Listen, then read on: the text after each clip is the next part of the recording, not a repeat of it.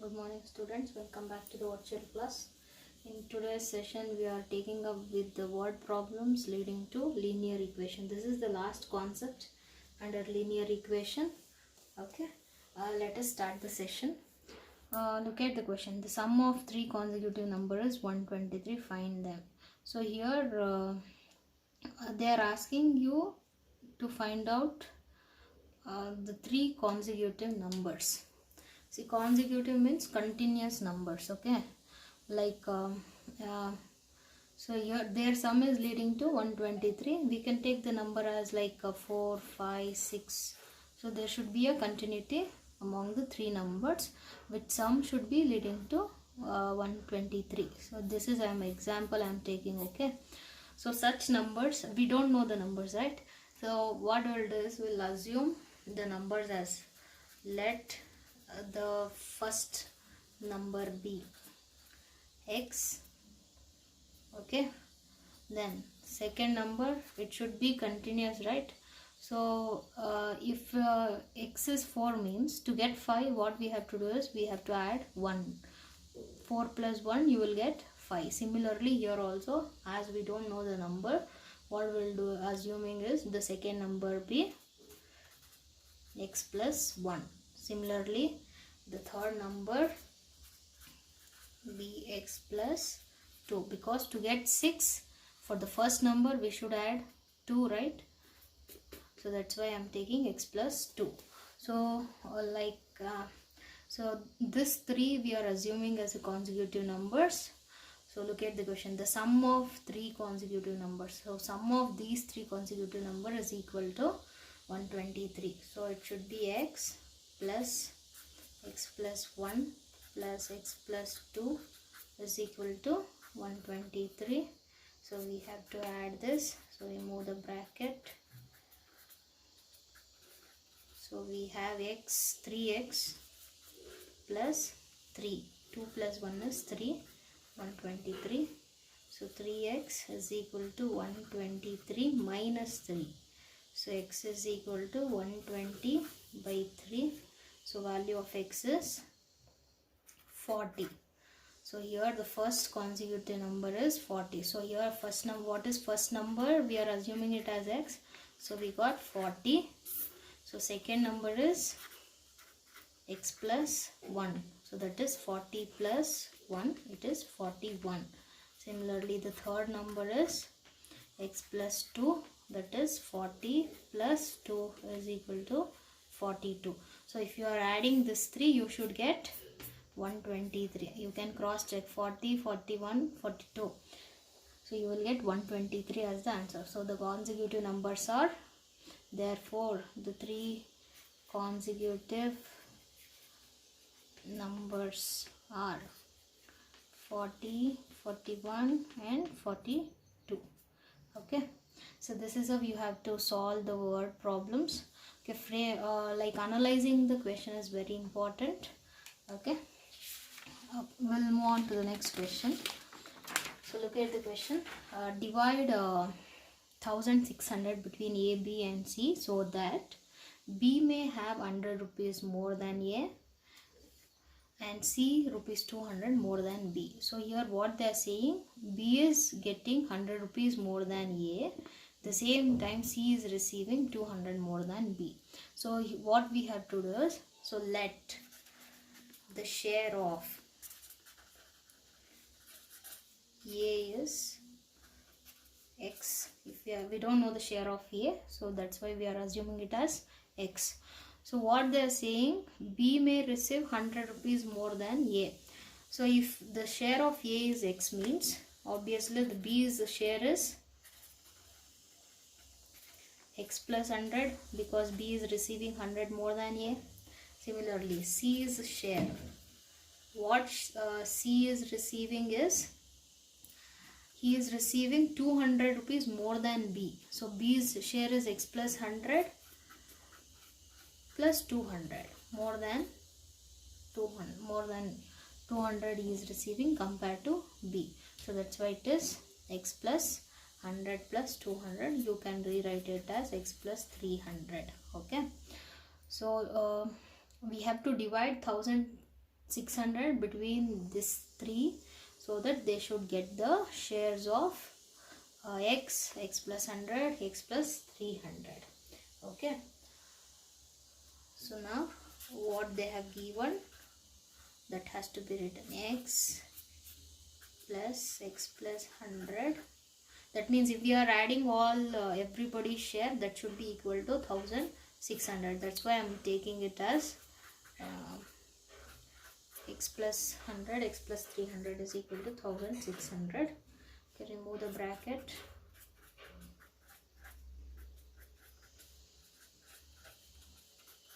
So I get 3x is 3x plus 400, that is equal to 1600. So 3x is equal to 1600 minus 400.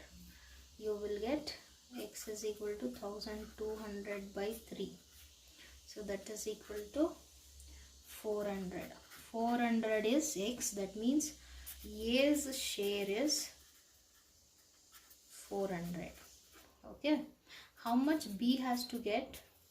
B's share is x plus 100, that is equal to 400 plus 100 is 500. Same way, C's share.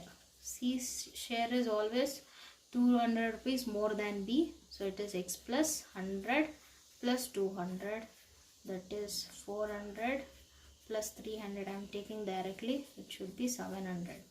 So now look at these answers. So what they are saying in the question, B may have received 100 more than A. Compare the value of A and B. So here 100 rupees more B got compared to A. Same way, C receives 200 more than B. So when we are comparing the value of B and C, so the difference is 200. So he is receiving 200 more than B. So if you are adding all these values 400, 500 and 700, you should get 1600. Okay. So this is how you have to solve it. We'll take up the next question. Yes, this kind of question usually they'll ask in your exams very commonly. Okay. Look at the question. A man is now twice as old as his son. 15 years ago, the man was 3 times as old as his son. How old they are now? So here we have to find out the age of both the father and son.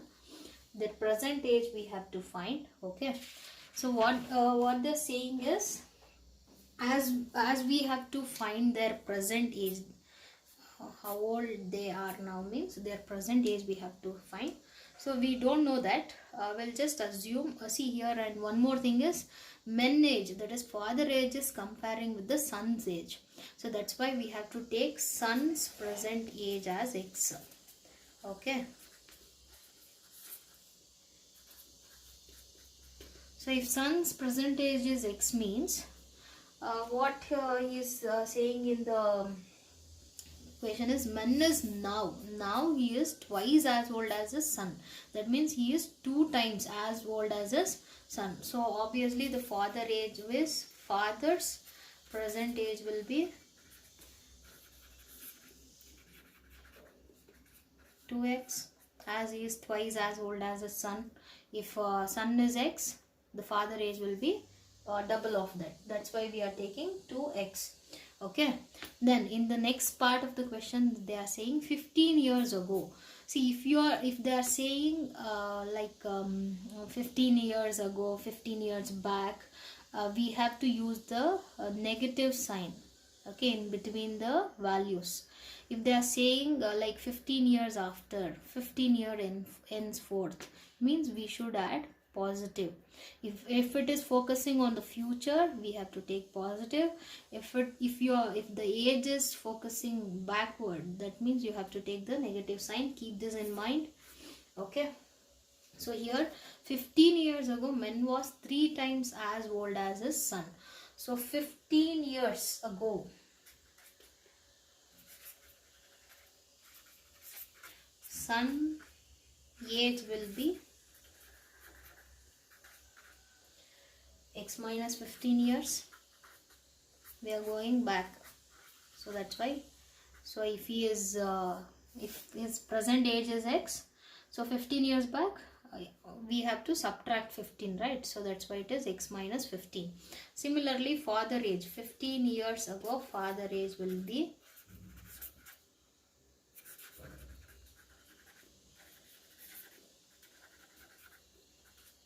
how much? 2x minus 15. Okay. And in the question, what they have said, look at the next part. This is one part. This is the second one. Okay, 15 years ago, for that we have written. Next important thing is this one. So, man was 3 times as old as his son. So, what they have given, 15 years back, he was 3 times as old as his son. So, for that, what we have to take is father's age. Here the father age is, father age was 2x minus 15 years,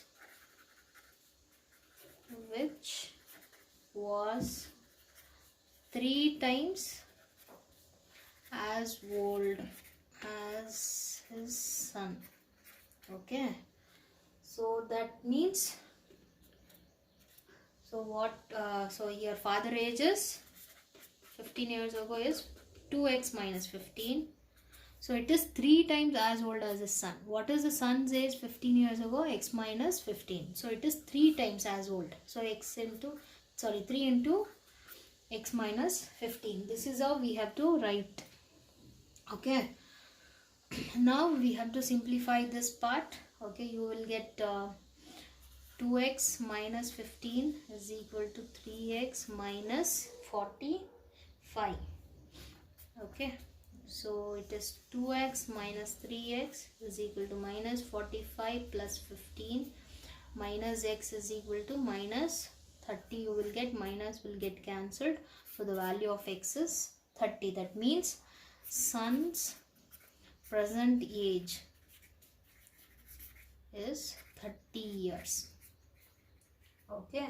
So then the father age is father present age. What is a father's present age? We have taken 2x, right? So that means 2 into 30, you will get 60 years. So very simple. Try to understand the question. Framing this part is very important. You have to read the question sentence by sentence.